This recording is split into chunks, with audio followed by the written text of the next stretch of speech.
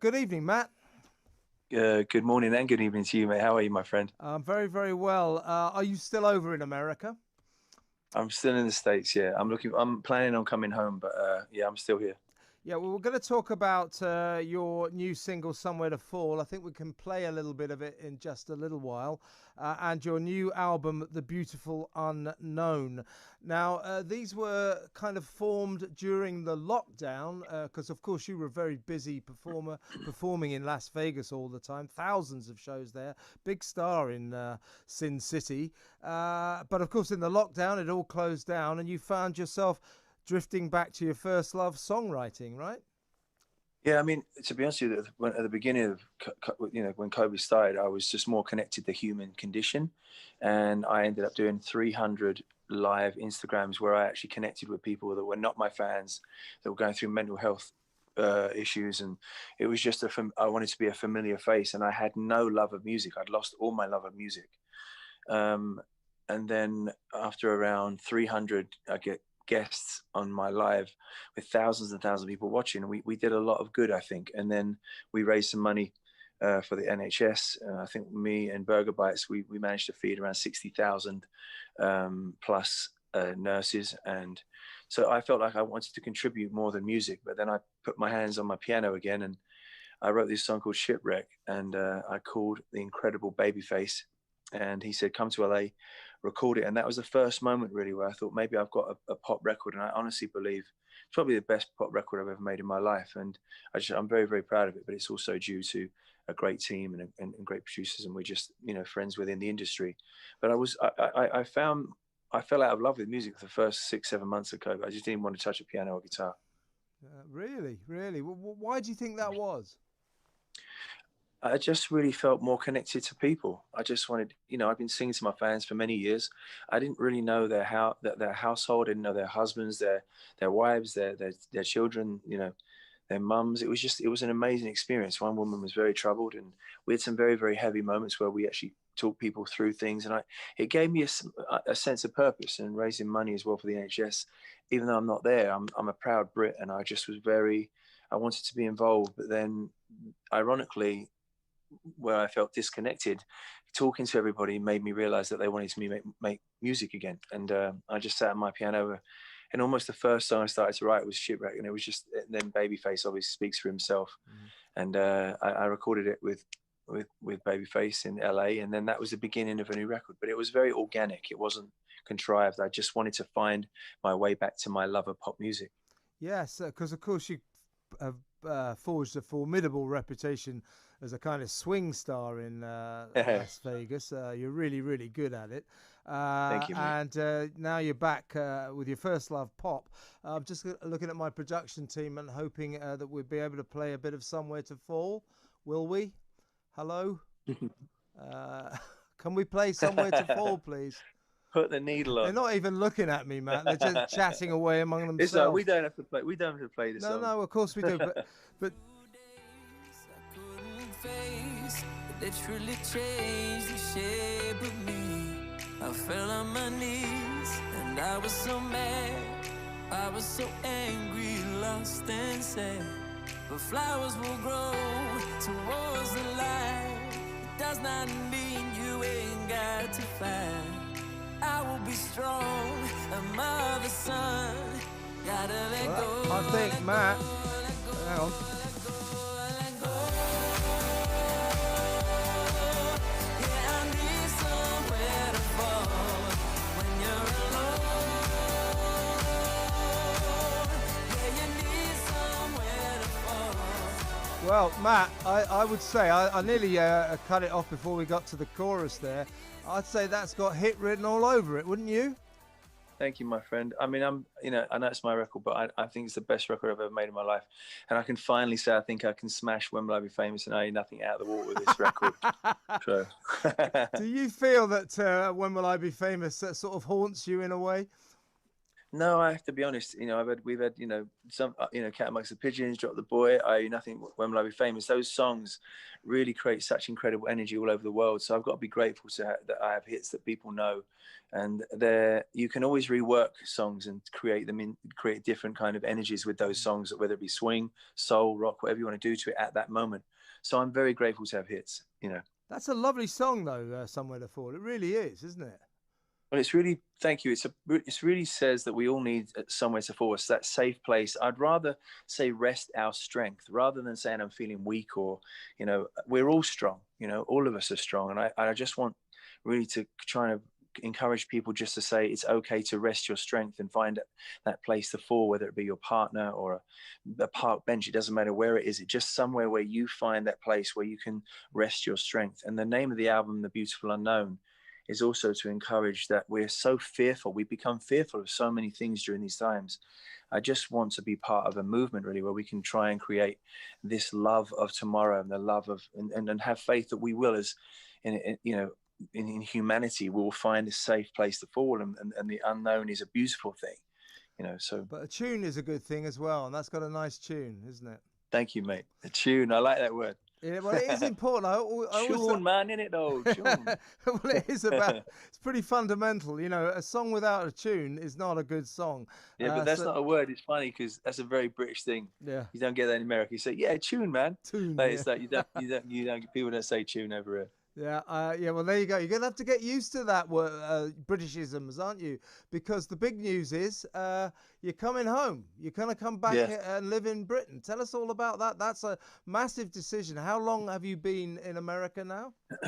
I've been over 25 years. I've toured every year in the UK, and every time I go back, the UK, since the loss of my sister and the loss of my mother, it becomes, you try and search for those places. Where am I? Where is home?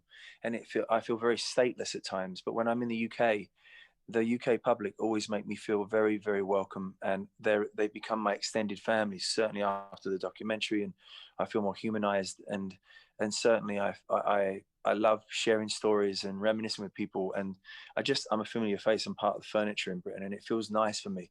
And your friends are the family you choose.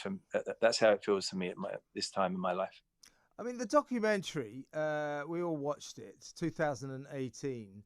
I mean, let's park the discussion about that. But it was a very positive thing for you and Luke, wasn't it? Because it kind of reminded everyone that you're still there, and it kind of propelled you both back to a kind of superstardom. Well, thank you. But it was also having therapy in front of the world. I mean, you got to remember, it was on every single plane on the planet. It was all over the world. It wasn't just the UK. But that's my French bulldog, by the way, Reggie. Yeah. But it was definitely, it was nice to people to see that we had dysfunction in our family. We didn't, we weren't just these two Ken dolls that didn't exist. We're human beings, and we have feelings, and we've been through tremendous loss. That movie wouldn't have been made, really, I don't think, if we hadn't, our sister hadn't been killed by a drunk driver, and my mother had passed at 67. I mean, I couldn't have imagined, not even right now, it's difficult to imagine that she's not here, So I think that the movie showed that we're human, and we go through crap like everybody else, Yeah. And how are things with Luke now? Is Luke looking forward to you coming home? Luke, me and my brother have never been closer. We really are as close as you could ever imagine. I mean, this black eye I've got is not from my brother.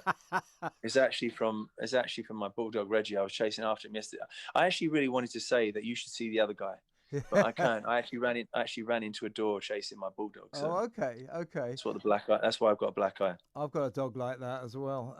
Have you really? Yes. Yeah, it tends to be a bit naughty, and always when I'm doing interviews on Zoom or anything, starts barking. I quite like it though, don't you? Yes, I quite like having a bit of humanizing interview, like just have the dog messing up your time. It's like a radio verite. So yes, verite, exactly. So you're coming back to Britain. Are you going to do a tour? I'm really. There's a lot we're doing. We're working on branding stuff. We're working on actually even TV and film stuff we're working, and then I'm doing 11 we're doing videos for every single song on the album. So I'm really excited about that. I'm going to be creating a conceptual record where you can actually watch the whole album. So I'm filming the new video for the next single actually in LA on the 8th in LA. So we're really going through on this one. But this album, every song is a hit, and I'm super proud of it. Yeah, no, I mean, I've only heard the single, but I loved it, mate. Why do you think your fans are so devoted? They've never left you. And, I put out on Twitter that you're coming out on the show, and, thousands of them are coming in and saying, oh, great, great, great. What is it about you and Luke and your fans, particularly you, by the way? Well, thank you for acknowledging them, because they should be acknowledged. You've got to understand at this point, it's 3 decades. So I've seen, it's an incredible thing. There's a fella called Ray, for example. And I remember when he, him and his wife got pregnant, and they handed me his son, and I'm holding him. And then 21 years later, he's in a tuxedo and a nice suit with his girlfriend at my gig. It's a journey. It really is a journey. And people don't understand. It's like, it's multifaceted. When you a part of this world, you travel to Vegas, to LA, to shows all over Britain, all over Europe. It's definitely a bit of a movement, and we're a family, and we are very protective. They're adamantly loyal, and I think there's a sensibility of kindness, compassion, and that we all kind of enjoy. It's not just me. It's what we all enjoy. We all relate to actually lifting each other up and trying to protect each other, and just, it's a journey at this point. And it was only this last tour I did in the UK where I actually felt, I don't think they're going anywhere. I thought, you never know. And I really have to say, my fans are the sole reason I wanted to write the record of my life. And the British public and the rest of the world, I get treated very, very well, and with a lot of kindness. You've been over there, more than 20 years. You're coming home. I know you're going to still obviously flip between 2 countries, but basically you're coming home to your home country. What was it that you missed about Britain that made you make this decision to come home? I think in some ways in America, sometimes you have to, I have a line that says, when you go to shake a hand, you see the watch before you see the man. And I think in America, sometimes everything's on display. You're wealthy, you've got, this is what I do. What do you do? How do you do it? How many records have you sold? It's everything. And success is an incredible word in America. And I think the Brits can learn that from the Americans. But that being said, there's a familiarity in the UK that I that saying, your friends are the family you choose. And that's how I feel about the UK public. It doesn't matter what bar or restaurant I go into, I will always end up having a conversation. There's no formality with me in the Brits. They just know my story. They know the good, they know the bad and the ugly. And I just feel like at this time in my life, when I do feel the need for some kind of familiarity, and walking through St. James Park and just sitting on the bench that my mum sat at, and just going to a pub with my manager Rob, and just having a pint, and just those things, I need to get back to those things. But I also need to get back to Berlin and Tokyo and in Sydney, where I played many, many times. I've got to get back to the world. I can't just go on one stage. I loved Vegas, but I also hated it at times as well. Yeah, well, I can sympathise. I lived in Los Angeles myself for 10 years, and you do get to miss a pint in a pub. Simple things like that. There's something very special about Britain. Last question, Matt. When will we be welcoming you home? Well, I want to say is one thing, because people always take the piss, but I really got to tell people, black cabs is probably the thing I miss most about Britain, because there's a sense of you're invisible in a black cab, but you feel safe. And it sounds really strange, but that's the thing I miss most about Britain, just getting in a black cab and saying, take me in, so, but I just wanted to get a shout out to the black cabbies, because they do all the knowledge.